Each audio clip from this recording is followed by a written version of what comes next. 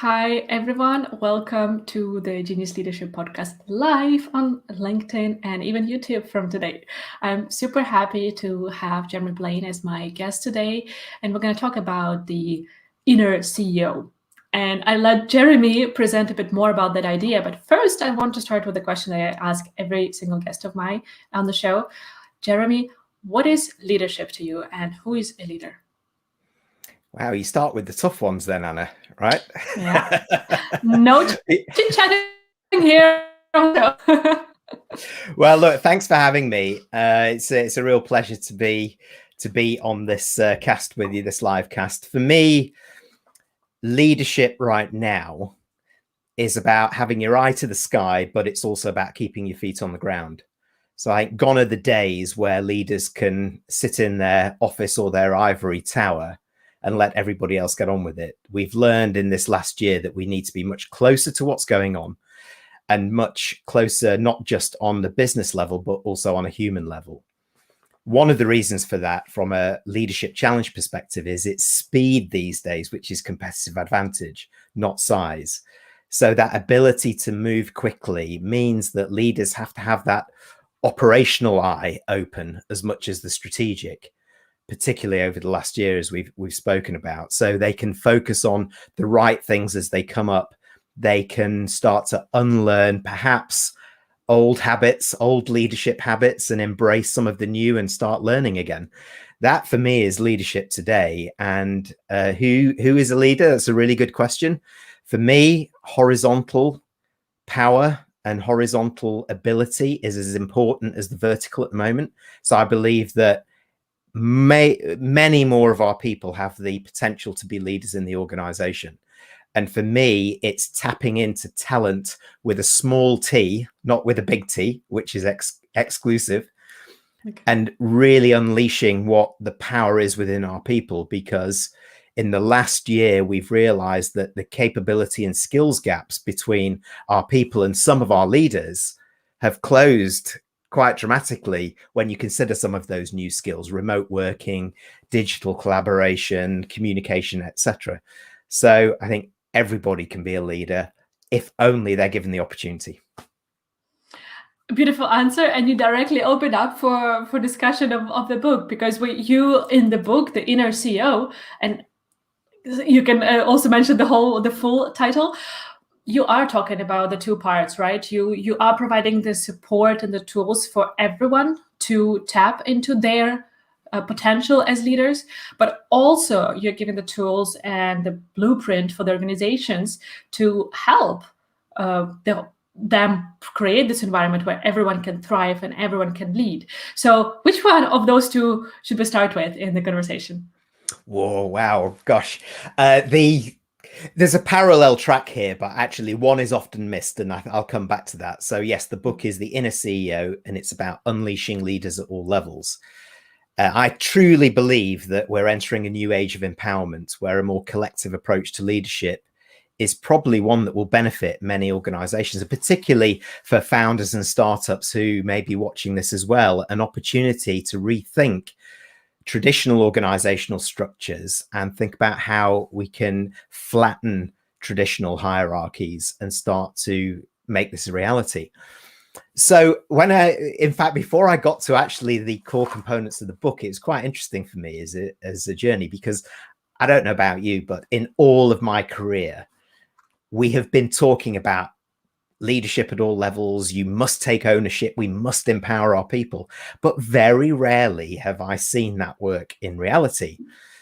So out of all of the research that I've done over the years around leadership traits and management traits, you name it, I kept on coming back to this point. And I started looking out there, and I realized that there was nothing out there about how do you actually do this. There were books on leadership, books on management, books on soft skills, but nothing about leadership at all levels that brought it all together. So by finding that, I then actually reapproached my idea for the book and thought it would be much better as a practical how-to written approach for this. And therefore understanding what it takes to make this a reality in our organizations at organizational level and senior leader level, but also individual contributor level. So you're absolutely right. It's those two key components. And empowerment, leadership at all levels cannot work unless you have that organizational piece done first. So you have to create the conditions and the culture that embrace this new age of empowerment. And it's a mindset shift at leadership level, which many things are, as we know. And you have to buy into this, and management levels underneath have to buy into this, because in some ways they'd be repurposed to support those who are stepping up to become, as I call them, in-role CEOs. And that's going beyond their job description, essentially. So creating those conditions is really important, and understanding that we have a bunch of talent with a small t, as I talked about, who have the ability to step up. Not everybody might want to or may have the capability to, but we have to give them the opportunity. So that first bit is critically important, and that can be owned not just at senior leadership level, but of course, traditionally, it would be organization development, it would be HR, and probably talent management, now just changing that T to a small t, would own this. Once you have that in place, and only then, I would say, that's when you can start looking at the individual and start thinking about, right, well, what does it take to do that? What are the things that we can do horizontally within our role that allows you to contribute to the broader business, or to special projects, to project teams, be it outside of your normal team, that give you the opportunity to demonstrate, learn, and grow some of these different capabilities that we're talking about, the leadership capabilities, the management capabilities, and also actually how you lead the team to drive ideas to fruition. So it can be learning at all levels, leading at all levels, innovating at all levels, and action at all levels. This is, I think, what we need. I have so many questions that I just jotted down that I don't forget, Jeremy, because this answer opens up like 100 different areas we could go, like, or path we can go with this conversation. But first one, I got it. Organizational culture first. And actually, I see this a lot in the startup world, where culture is built first with this kind of small core team, when the startup is like a handful of people and they all have similar backgrounds, they have all similar lifestyle and similar goals and so on. And it's working quite well. And then they're like, yeah, we have a great corporate culture. And then they start going to the scale up phase, and then have a lot of people, and inevitably to start hiring people who are of different backgrounds or different lifestyle and so on. And it's just cracking. So is that covered in your book? And maybe can you give us a couple of suggestions on how to manage this transition from being a very united core team to becoming a bigger organization where diversity should be still welcomed and embraced, and really create this thriving environment for everyone to be on board? How do you manage that? So you're quite right to mention culture as the first thing, because this is the foundation stone that we build it on. But actually, culture, things like diversity, are two of what I call 5 forces which are impacting the modern workplace, which we have to grapple with first. So that's digital transformation, so adopting digital and doing things better, and thinking about how digital unlocks innovation and creates maybe new opportunities we've not heard of. Secondly, actually, leadership readiness. We started to refer to this, is that there are leaders in more traditional organizations who are thinking in 20th century ways. And if they're thinking of 20th century ways, they're using the 20th century, what we have done before, to inform what we will do in the future. Now, some of that is fine, of course, but actually it misses a big key component of how we can build for the modern workplace. And the digital piece above that is the first key element. The third is culture, a culture which is right for the digital age and the modern workplace. The fourth is about workforce and ways of working transformation. So we're seeing the rise of the blended workforce. You know, I did some research last year, and within the next couple of years, we're predicting that 50% of any company's workforce globally will be made up of independent workers, not just permanent workers. So how do you square that as well? What does the culture look like when you've got actually a blended workforce like this, and now more distributed work and hybrid working post-pandemic as we move from this? And that then leads to the fifth thing and picks up what you talked about, which is the diversity and inclusion element. And I think for me, I would change the words diversity and inclusion. I would say representation and belonging are better words for now. We need better representation. And with everything that I've said above that, we have the ability to do it because we're embracing a workforce that is geography free, that is made up of permanent and independent workers. We have experienced over this last year some of these old traditional gender, race, culture lenses being removed as everybody is the same place. Zoom is the same for everybody. We're all on Zoom, or we're all on this platform. And it started in certain areas. You can see evidence of it breaking down barriers. So those 5 key things are critical to get a hold of before we can move forward. Those are the, if you like, the foundation is culture, and then the rest of the other 4 are the pillars that hold up this age of empowerment I'm calling that. And that's really about how we work more efficiently and effectively for the modern workplace in a more collective and collaborative way, with everybody owning business health and growth. I'm listening to you and I'm thinking our viewers or listeners, the genius leaders joining, could think like, oh my gosh, this is too big to handle. Like, how am I gonna make sure that my organization survives this transition? So how can we actually give them some hope?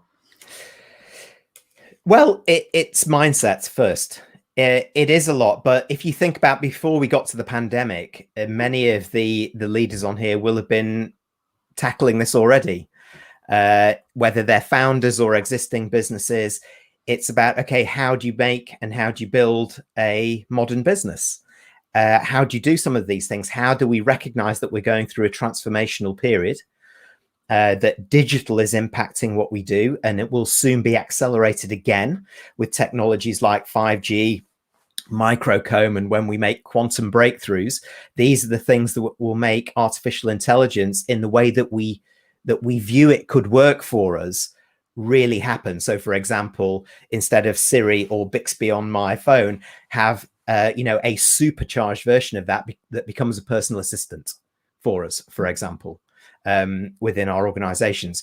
So while the pace of change is very fast, I think leaders have to get comfortable with being uncomfortable, because we're not going to have a period of consolidation. We're coming out of a pandemic where many business leaders are preoccupied solely with business survival, as well as those that actually have thrived through it and are moving forward in different ways. But if we don't actually grab hold of some of this and make it happen quickly, then our competitors will. So this is why I would say the big hope for leaders who are listening here is that so use your people, use the power of your people, curate some of this leadership. And I don't mean strategy definition, but I do mean strategy implementation, which is where it often fails. You can define as much strategy as you want, but strategy implementation fails over 60% of the time, and digital implementation, strategy implementation, according to IBM and Forbes, fails over 80% of the time. So you need more bottom-up leaders who can grab hold of this and actually be part of the solution, not part of your issues that are there. And it helps flatten the whole structure. It helps actually the leaders get in touch again. This is the feet on the ground piece I was talking about before, Anna. So I think that's where the hope is, in your people. Yeah, that's a great avenue, Jeremy, to go when we're going to transition to the part of how we can enable everyone to be this, or to unleash that inner CEO that they have. I want to tap into the organization, the flat organization that you've mentioned a couple of times. I've heard some people complain about that, pardon me, when it kind of comes to the other extreme, when an organization is so flat and everyone has so much power within their hands that no one takes the decision. Have you observed that, and how can you address that issue as the leader in an organization? Yeah, yes. you do see it. In fact, there's a company called Zappos, the US kind of retail technology company, who practice something called a holacracy. And that was exactly as you described. That is really flattening it out. And that is everybody taking the decisions about how they work, when they work, what they do, how they do it. And the jury's out, because there are upsides and downsides of that. You have to have control. But my argumentation is, if you're flattening the hierarchy and you're doing it in the right way, with leaders at all levels being able to step up, being supported by a coaching-led management structure, you start to give the senior leadership the opportunity to navigate the future and to start looking ahead, giving them time. So you don't want to create it so flat that it's creating problems for yourself, but you do want to give people some level of autonomy. Now, there's lots of articles out there about the power of empowerment and autonomous decision-making and problem-solving. So these areas, particularly decision-making, problem-solving, collaboration, communication, how we work as a team, these things can be put in the hands of the individuals, so they don't go up a level to management. I've got a problem, let me call my manager. Manager says, oh, it's a bit of a bigger problem for me, let me go to my director, and so it goes. And we're preoccupied internally. So it's looking at the organizations that are getting the balance right. And I'm thinking of organizations like Nike. In parts of their organization, they're doing a great job of driving this kind of sensibility, but also driving innovation at all levels as well, and welcoming ideas. Spotify is another example of where, one of for those of you using Spotify, Discover Weekly, that came from individual contributors in their regular collaborative get-togethers, where they unleash the power of innovation within the ideas of their people, and then they sponsor that all the way up. So it's interesting, because you kind of talk about that this can get out of control sometimes, but the global head of talent and learning for Spotify, Johanna Bolin-Tingvall from Sweden, who I interviewed for the book, she talks about this. She said, actually, it's in the chaos that the magic happens. Maybe not always, but it can. So I think we have to embrace a little bit of that unknown and a little bit of chaos, because you just don't know where the magic can come from sometimes, and they've experienced that. But you probably need some controls on the outside of that, so that you can take hold of the reins if you need to, without kind of it bolting out of control. Yeah, I love your answer, Jeremy. Thanks a lot for sharing.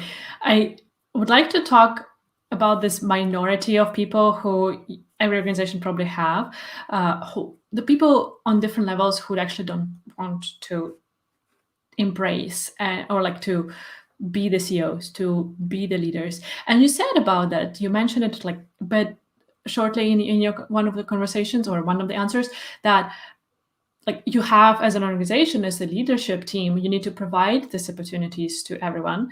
And some people will not want to take this opportunity, some will. So how do you identify those people who want and who don't? And how do you find the right approach to each of these categories of people?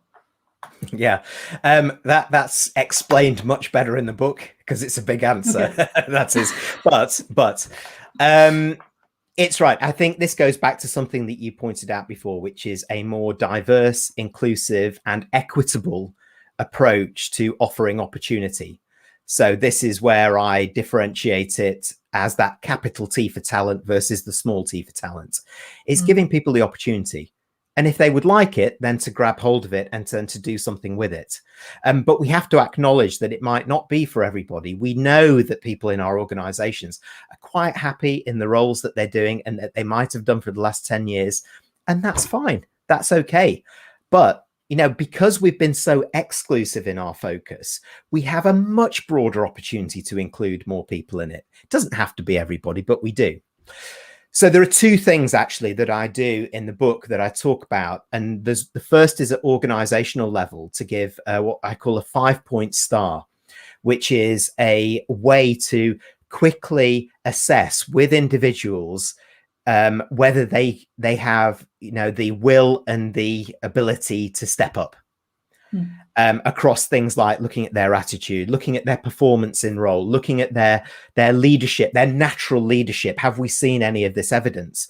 So kind of a quick way of looking at, our broader population, saying, well, it looks like that, 60, 70 or 80% of our people, we have gold in here that we can do.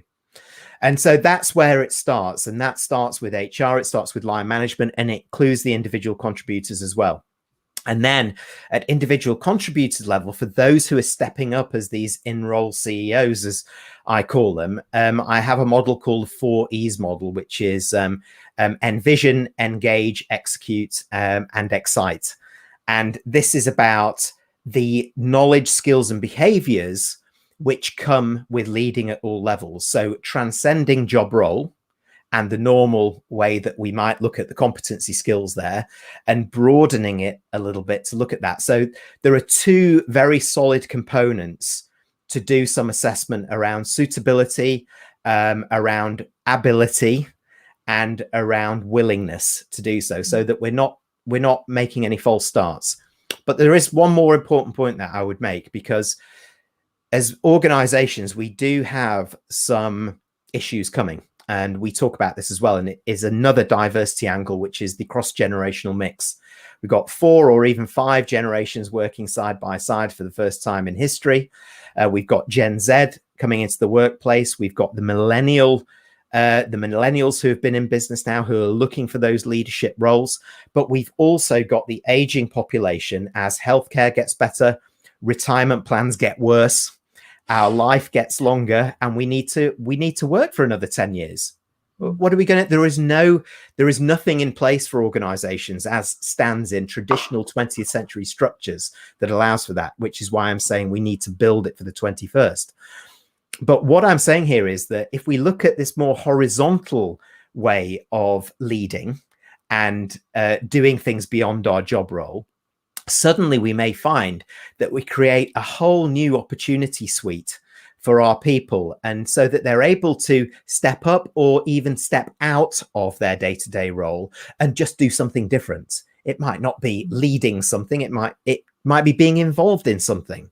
It might be using our really experienced people who were traditionally going to retire soon, but are now in the organization, to do more mentoring and coaching and maybe reverse coaching and reverse mentoring for them too from the younger generation, so that they can be on board with some of the newer workplace innovations that are coming, so that they can get on board with it. So there's a cross-pollination of action and ideas and mutual support that comes from this horizontal unleashing of the inner CEO, if you like, as much as the vertical or the more traditional look at it.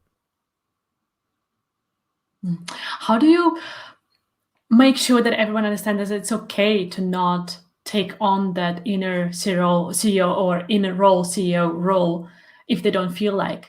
Because I feel like, at least from the millennial generation, my generation, there are a lot of people who are seeing all these amazing people on the social media, in the news, in the media, and so on.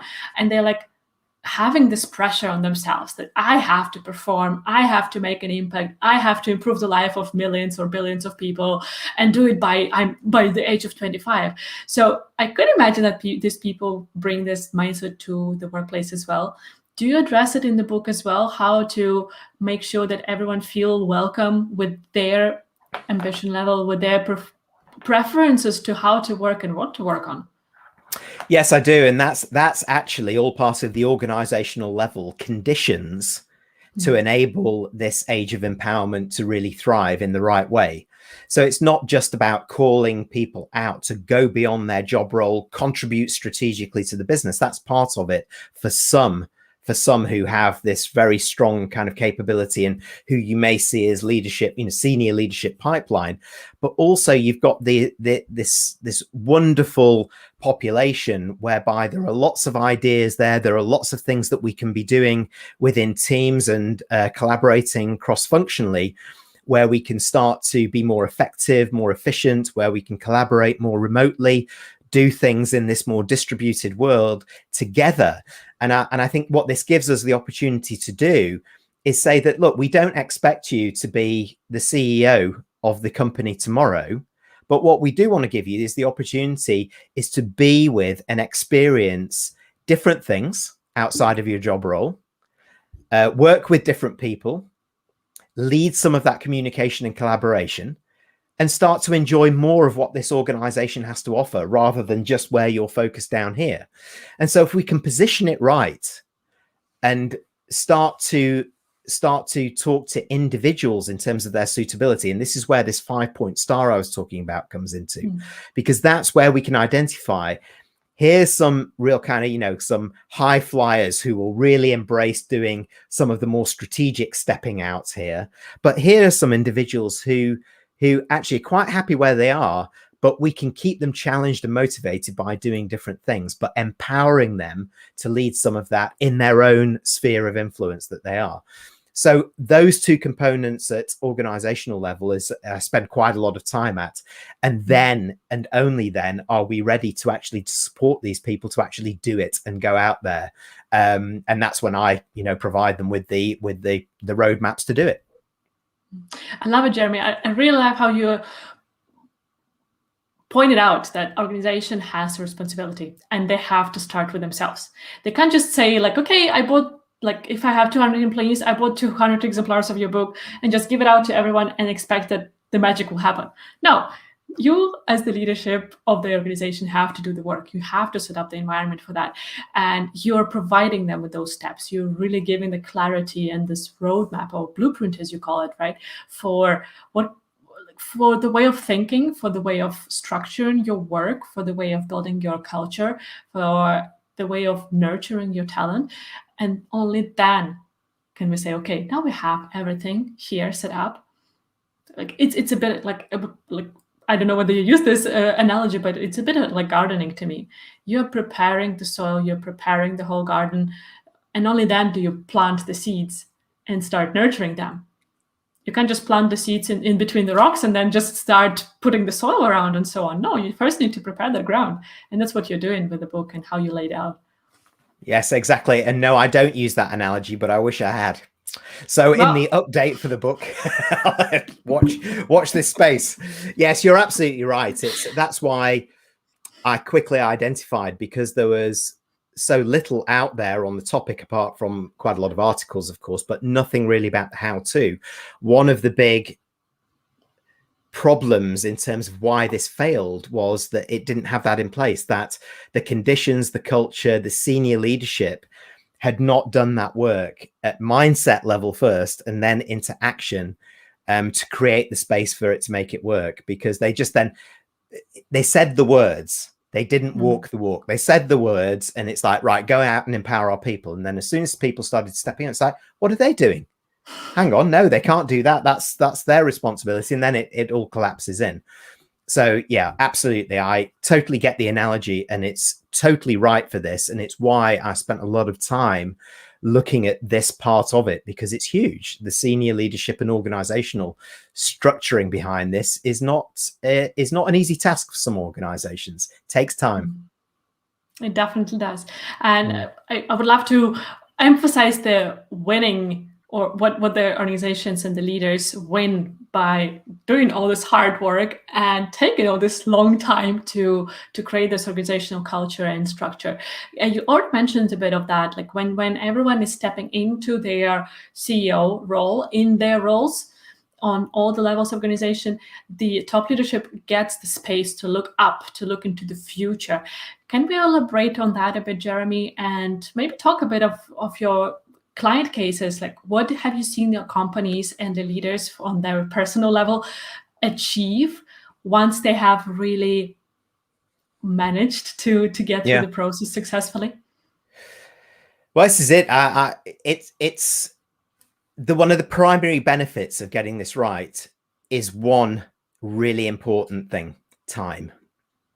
Time for everybody. And particularly time for senior leaders who are navigating what I now call not the VUCA world, but the VUCAD world. It's volatile, it's uncertain, it's complex, ambiguous. It's also now distributed. So we've got another one to add onto that list. And there is no let up in the pace of change and the accelerated nature of digital and how that's going to impact our businesses. So leaders need time to consider this. They need time to understand where is the data that can help us make more informed decisions. So therefore, in the rest of the organization, it needs to be geared differently away from old 20th century models and into something which is much more appropriate for the modern workplace. And that sort of almost curated or more collective approach to handling some of the operational leadership opportunities and problems that we have allows them to do so. So that's a critical component of it. And in the book, I interview 6 different people from 6 different organizations, from large organizations, from startup organizations, CEO level, from talent level, to understand what's happening there. And to answer your question, it's quite really good interview with a guy called Steen Puggaard, who's Danish, who at the time though was living in Singapore, and who was the co-founder and CEO of a brand new startup fast food chain called Four Fingers Crispy Chicken, which is kind of like crispy Korean chicken, in a market that's saturated, and in a few years had grown it from $0 to $40 million. And he talks about the importance of this. He said, I create in my organizations what I call mini CEOs.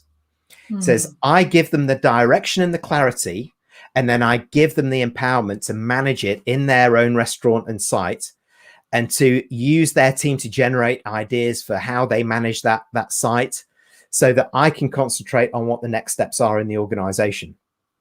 I am very clear, he says, about what I expect, but I leave them to find the answers for themselves and to collaborate across the mini CEO cohorts, if you like, and also pollinate great ideas that are happening across either the countries or some of their sites. He's now actually back in Denmark, and he heads up the Scandinavian Burger King for Scandinavia, I believe. So he'll be putting this into practice there. Steen Puggaard, he's called, a great guy to get hold of. So the interview in the book with him goes in depth into this and pulls out a lot of what you're asking in terms of, what does it mean for senior leaders that get this right, to allow them to move. And so his accelerated growth, he says, in a saturated market, in food service, where it's highly regulated as well, and where it's kind of a one-size-fits-all sort of menu item that you're trying to create time and time again, he said this really works. And it allowed us to accelerate our growth and our expansion rate to a point that nobody in the industry expected. And he said the biggest benefit for me of doing this was he said, in our industry, we have, and this is fast food service. Yep. He said we have a turnover rate of beyond 70% of people. And I think we all recognize that.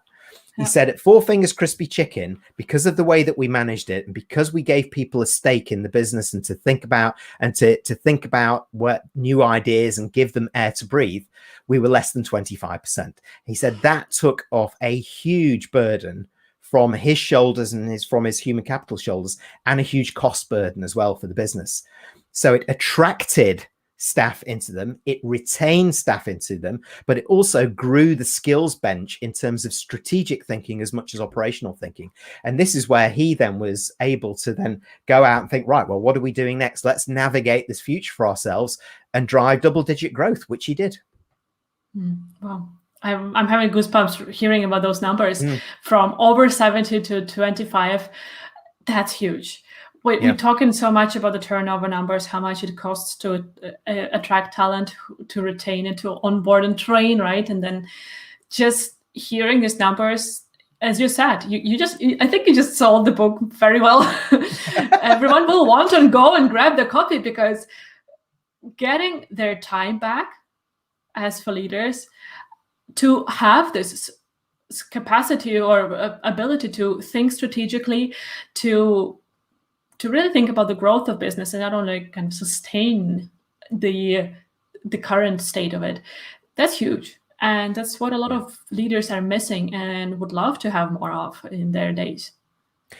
Yeah, and I would just add to that in that, in fact, a lot of the feedback that I've got about the book there are two things that come back. First of all, the 6 interviews have proved hugely valuable in putting into the context the principles that I'm laying out in the book and the actions, and looking at it working in reality and getting the real kind of how does it feel at leadership and individual contributor level and within those organizations and how they do it. It really adds richness. And secondly, the sort of the practical nature of getting to action around this, with examples from other companies as well as from the interviews, has been very useful for many organizations and people who are starting to embrace this, because it's not easy to do. And I think the more stories that we tell alongside, if you like, the theory of how you do this, helps it become much more practical and actionable. And that's really been my aim.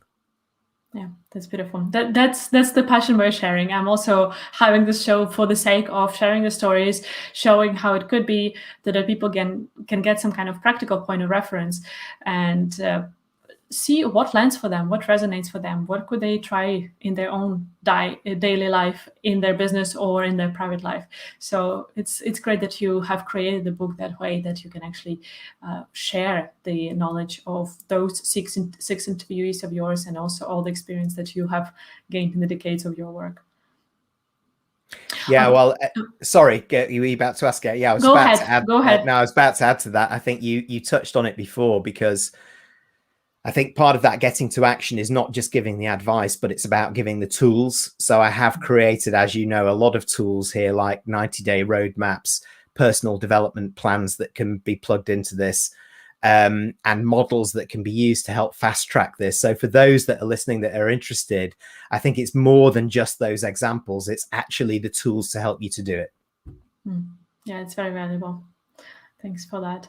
I wanted to ask you about the coaching-led leadership style that you have mentioned quickly, and I would like to go a bit more into that, because I believe in that, in the power of it. I see it working on my clients, how their leadership transforms when they start putting a coaching hat a bit more on, and when they learn the tools from me. Can you talk a bit more about how would you define the coaching-led leadership, and what does it mean in practice for the leader and for the people whom they're leading? It's behind Carol Dweck's growth mindset for me. This is about the organization who is focused on growth. It's growth of individuals, of people, of teams, of functions that contribute to the organizational growth and the growth of our bench in terms of skills levels and capability within the marketplace that we're there.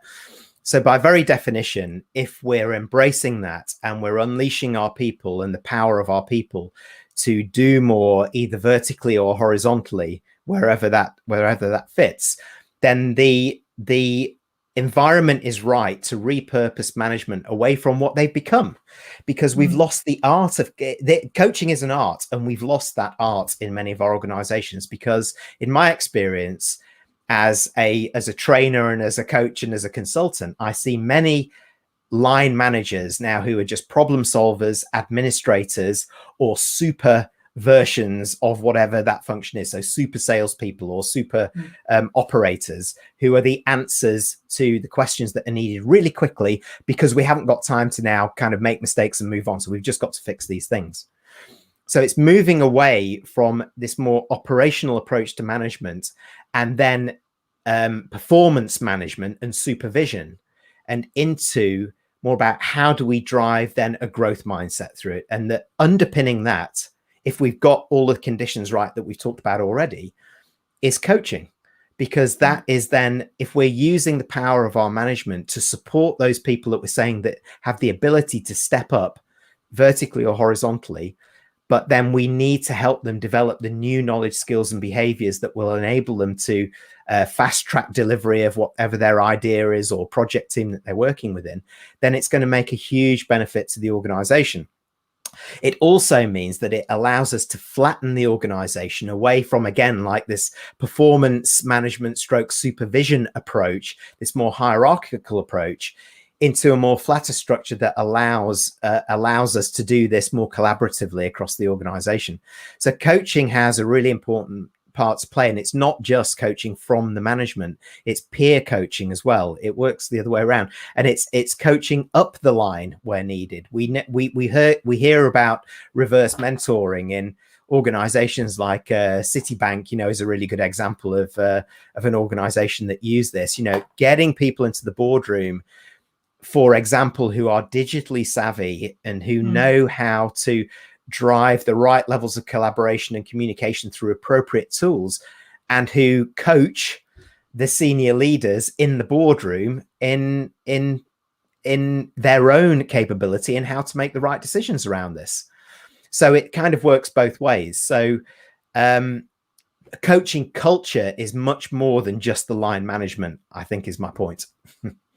How would you nurture that? How can you bring the understanding of what coaching culture would be into the organizations and support people practicing it on a daily? Well, it goes back to learning and development, because many organizations, if you think about even before the pandemic, we were going through transformation. We'd just come off the 10-year global financial crisis. What budgets go first? It's learning, parts of marketing, some HR budgets that go. So we have a backlog of skills development that hasn't been actioned yet. So, for example, this is why one of the reasons why I'm seeing that many management are now just becoming problem solvers and administrators. We've lost touch with what line management looks like, and particularly around coaching. So we need to understand first, what are the key knowledge, skills, and behaviors that we need to develop? And for me, coaching is one of them, because it supports this age of empowerment. And then fast track that so that actually it becomes the way we do things around here. And then we can start to measure it through the tools I've talked about already, because actually that's how we can track how fast people are developing, and then how fast they're impacting either results or others, or qualitative measures like satisfaction, the retention of employees within the organization, and how it feels to be within that organization, which are as important measures on an emotional side as the quantitative measures of how we're impacting the bottom line. Yeah, it's very important to really think about those things and bring them to the daily discussion. I would say not only think about it on a strategic level, just as you said, strategy planning is one thing, but strategy implementation is a completely different beast that a lot of people are missing on tackling and very true. Getting to be friends with. And it's really great to have these discussions, that what we're having right now and what you're having with your community and through your content, including the book. It's really important to bring the awareness to these issues. Jeremy, I would like to wrap up with 3 questions that I usually ask. First one is easy. If people want to get more of you, if you want to grab their copy of your book, want to get in contact with you, what's the best way, or what are the best ways to do so? Three things. First of all, LinkedIn. Look me up on LinkedIn, Jeremy Blain. Connect with me, DM me on LinkedIn. That's the easiest. I'm very active on LinkedIn. Secondly, through my website, which is performanceworks.global. Performanceworks.global is. And then there is also an additional / the inner CEO if you want to find out more about the book itself through the website, as well as my other services. But that's the second way, and there is the contact form within there should it be needed. And the third thing is, if you want to get hold of the book, the ebook and the print version of the book is available in most electronic bookstores. So Amazon globally, for example. If you want a print version, also the book repository ship worldwide, and your local online booksellers. If you look up the book, you should find it there too. So those would be the 3 key ways, I would say. Perfect. We'll put the links in the show notes, that it's easy for people to click on the podcast way of listening to get to these resources, and I'll add them as well in the post on LinkedIn.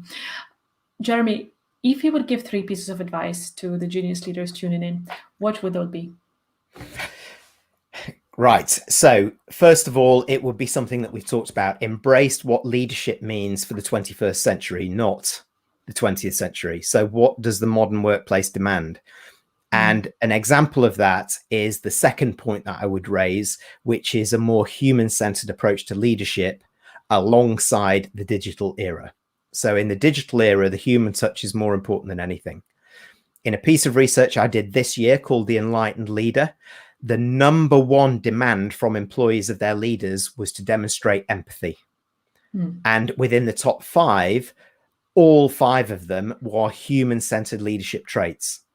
So the modern workplace demands that we adopt digital, we start thinking speed versus size, we start thinking about flexibility, but also we need to be more human. And leaders who can demonstrate that human side, the more emotional intelligence side, the social intelligence side as well, are becoming the most successful right now. And we've heard horror stories of organizations that don't demonstrate this, and really great stories, even of organizations like Agoda in Asia, and even Airbnb, who have had to downsize some of their staff. The way they handled it from a leadership level was praised by those people leaving, but also the employees who were staying. And that's really important. So that human center is really key. And then the third, of course, it would be, wouldn't it, is think about how you can curate leadership across a broader base of your organization to bring in that age of empowerment. So unleash people, whether it's horizontally or vertically, to do more beyond their job role, so that they feel that they have a stake in the organization, and they help you as a leader to keep your eye to the sky as much as your feet on the ground. And have the time. Yeah, that's right. Yes. Yeah, right. Yeah, I love it. And Jeremy, the last question would be a practical tip of, or a piece of advice that the Genius leaders watching or listening could implement or try already today after being with us here. Well, actually, my advice is not to dive into action. Curiously, as an answer to your question, is to really think about what is the mindset at leadership level within your organization, not just yours as the leader, but your senior management team, your senior leadership team.